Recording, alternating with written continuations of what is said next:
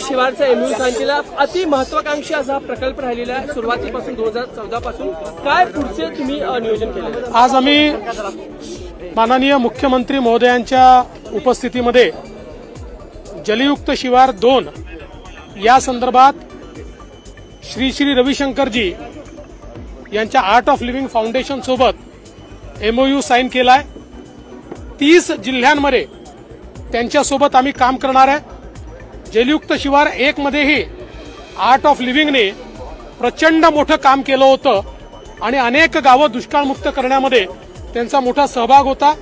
आता त्याचा स्केल वाढवून आम्ही हे काम मोठ्या प्रमाणात त्या ठिकाणी करतो आणि त्यासोबत एक त्यांनी नैसर्गिक शेतीचं मॉडेल तयार केलं आहे. या नैसर्गिक शेतीचं जे त्यांचं मॉडेल आहे त्याचाही एमओयू आम्ही केलेला आहे. महाराष्ट्र सरकारचा जो शेती विभाग आहे तो त्यांच्यासोबत गावागावांमध्ये नैसर्गिक शेतीच्या संदर्भात लोकांना ट्रेनिंग देईल, इनपुट्स देईल आणि आमची शेती विषमुक्त झाली पाहिजे, ती नैसर्गिक झाली पाहिजे अशा प्रकारचा प्रयत्न हा त्यांच्या मदतीने आम्ही करणार आहोत. सर, त्याचबरोबर की हा ती महत्वाकांक्षी प्रकल्प आहे. आधी खूप आलोचनाही करण्यात आली होती, मात्र यशस्वीरित्या तुम्ही हा प्रकल्प पार पाडलेला आहे. पुढचे काय? निश्चितपणे जलयुक्त शिवार 1 याचं सगळ्यात मोठं यश काय आहे तर केंद्र सरकारने 2020 साली त्याच्या आधीच्या 3 वर्षाचा अहवाल हा सादर केला की कुठल्या राज्यामध्ये पाणी पातळीची काय परिस्थिती आहे आणि त्यात केवळ महाराष्ट्र एक असं राज्य होतं की ज्याची पाणी पातळी वाढली होती, बाकी सगळ्या राज्यांची कमी झाली होती. कारण आपण जलयुक्त शिवार सारखा कार्यक्रम हातात घेतला होता. आता हा कार्यक्रम अजून वेगानं आपण पुढे घेतो आहोत. जी गावं उरली ती तर करतोच आहोत, पण आधी ज्या ठिकाणी काम केलंय तिथे अजून ऍडिशनल काम आपल्याला काय करता येईल अशा प्रकारचं त्याचं डिझाईन तयार केलं आहे आणि यातला सगळ्यात आत्मा जो आहे तो लोकसहभाग हा याचा आत्मा आहे. सर, ज्या पद्धतीमध्ये तुम्ही जोडून घेतलं होतं आणि त्याच्यामुळे किती फायदा तुम्हाला होईल? नाही, निश्चितपणे मोठ्या प्रमाणात फायदा आहे. खूप वेगवेगळ्या ऑर्गनायझेशन्स या ठिकाणी काम करतायत. नाना पटेकर यांची ऑर्गनायझेशन आहे, आमिर खान यांची ऑर्गनायझेशन आहे, शांतीलाल मुथाजींची ऑर्गनायझेशन आहे.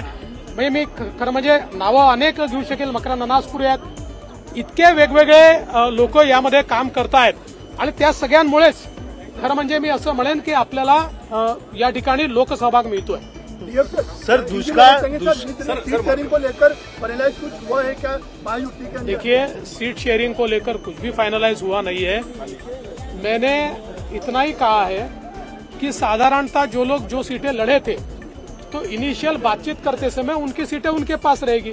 फिर उसमें कुछ बदलाव करना है, किसी को किसी की सीट देना है तो उसके ऊपर हम बातचीत करेंगे. तो इसका मतलब कुछ फाइनलाइज हुआ ऐसा नहीं है. एक बेसिक होता है कि किस चीज पर चर्चा होगी, तो चर्चा बेसिकली इस पर होगी कि कौन कौन सी सीट लड़ा था.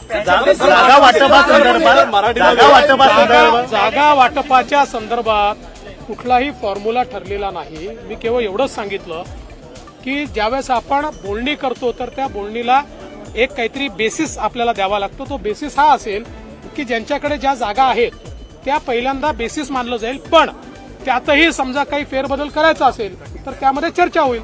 शांततेचं प्रतीक म्हणून श्री श्री रविशंकर यांना देखील आता एक पुरस्कार देण्यात आलेला आहे. कसं बघताय? मला असं वाटतं की वर्ल्ड पीस करता, जागतिक शांततेकरता ज्या प्रकारे श्री श्री रविशंकरजींनी काम केलेलं आहे आणि विशेषतः त्यांचं दिल्लीतलं संमेलन असो की न्यूयॉर्कमधलं संमेलन असो, या प्रत्येक ठिकाणी जगातल्या सगळ्या फेथचे लोक एकत्रित आले आणि त्यांनी प्रण केला की आम्ही शांततेचा विचार करू.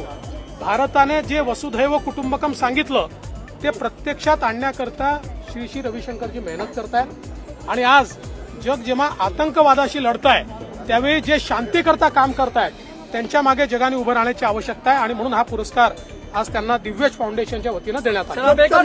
शांति की बात कर रहे हैं सर, तो जहाँ शांति की बात कर रहे हैं वही हम देख रहे हैं कि मनोज जरांगे पाटिल हो या छगन भुजबल हो, जिस तरह की भाषाओं का इस्तेमाल हो रहा है, आंदोलन हो रहे हैं. आज भी छगन भुजबल कह रहे हैं कि उन्हें कोई कुछ नहीं कहता, हम जरा आंदोलन करते हैं तो हमें हम पे छीटाकशी हो जाती है.